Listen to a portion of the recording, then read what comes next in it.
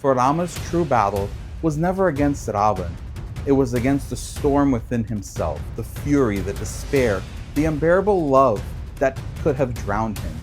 But yet he mastered it all. Because Dharma is not about controlling the world, it is about mastering the self that reacts to it. That was his war, and that was his victory.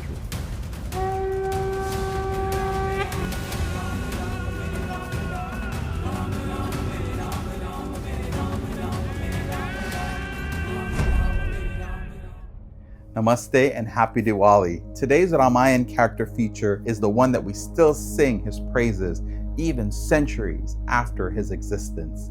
They call him Maryādā Puruṣottama, Shree Rama Chandra. Rama, the highest among men, the embodiment of Dharma, the ideal every generation tries to live up to. But the truth is, Rama never claimed perfection. He only carried it like a crown, yes, but also like a weight. A silent wound that never actually healed. Because perfection is not glory, it's immense responsibility. And Rama bore that responsibility in every breath, in every choice, even in every heartbreak. He did not descend to escape suffering. He came to show us how to walk through it without losing the light of hope. When duty demanded his departure, he did not argue. When the world called for sacrifice, he did not run. He smiled, not out of surrender, but out of understanding. Because Rama knew Dharma does not bow to comfort. It stands tallest when the world turns cruel. When Kaikeyi demanded his exile, he did not question her. He did not curse fate. He saw beyond her fear, beyond her ambition, and into the mysterious weave of destiny. Every step he took away from Ayodhya was a step toward awakening. The golden city behind him, the path of dust before him. He walked with peace. Because to someone anchored in Dharma, loss is not defeat, it is purification. In the wilderness, stripped of palace and pride, he became more than a prince. He became the mirror of human strength. Every tree, every silence, every dawn that rose over the forest was his teacher. Every challenge a scripture without words. He learned that Dharma is not kept in temples. It is lived in choices, in hunger and heat, in the ache of exile, in the quiet resolve to remain truthful even when no one is watching. For 14 years, he walked that truth, not as a warrior or as a king, but as a seeker, learning what it means truly to be human while remaining divine. And then came loss. When Sita was taken, his voice cracked in grief. Even the most elevated beings feel pain. But the divine difference is that they don't let pain define them. Rama's search for Sita was not just the pursuit of love, it was the pursuit of wholeness. Because when one who walks in Dharma loses what is dearest, the test is not of faith, but of identity. Who are you when everything that gives you joy is torn away? Rama's answer was silence. Action, born not of anger but of awareness. He grieved and still he led. He mourned and still he inspired. He suffered, yes, but still he remained righteous. When he met Ravan, he did not see a demon. He saw a fallen scholar, a fractured soul. And when he released that final arrow, he closed his eyes. Because even righteousness mourns the death of greatness.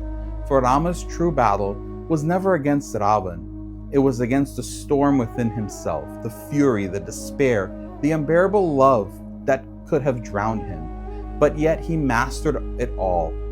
Because Dharma is not about controlling the world, it is about mastering the self that reacts to it.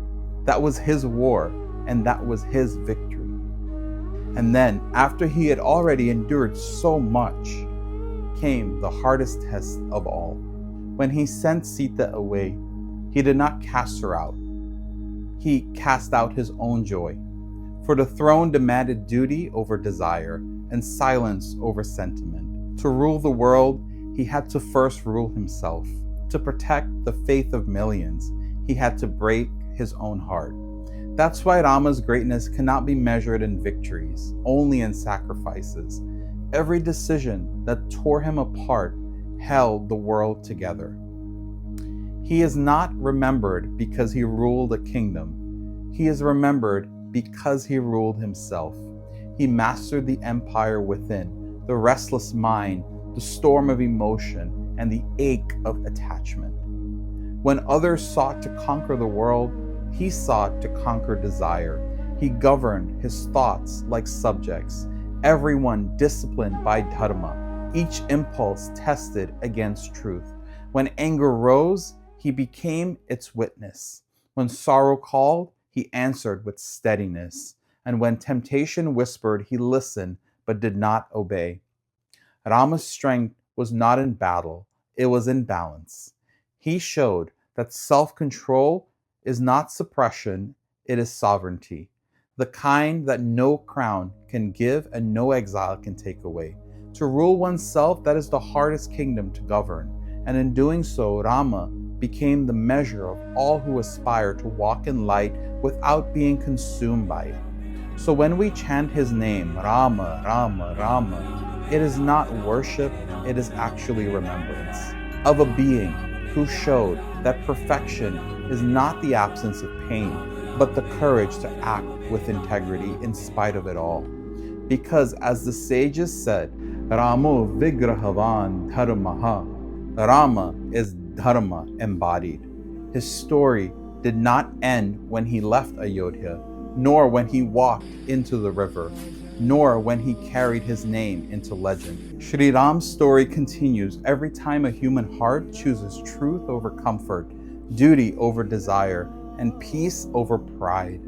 May that same Dharma rise in all of us, not in our crowns, but in our choices. Not in how loud we speak, but how quietly we stand by what's right. Because Rama's legacy is not a story of a distant age. It is a reminder of what still sleeps within all of us.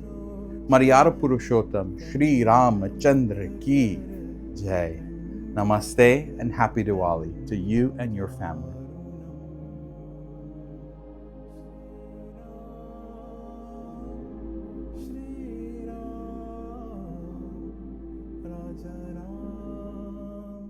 See